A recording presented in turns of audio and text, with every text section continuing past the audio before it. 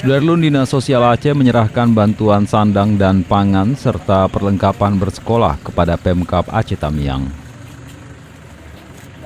Bantuan yang diantar langsung oleh Al-Hudri ini diterima Bupati Aceh Tamiang, Mursil, dan diharapkan meringankan kebutuhan masyarakat yang terdampak banjir.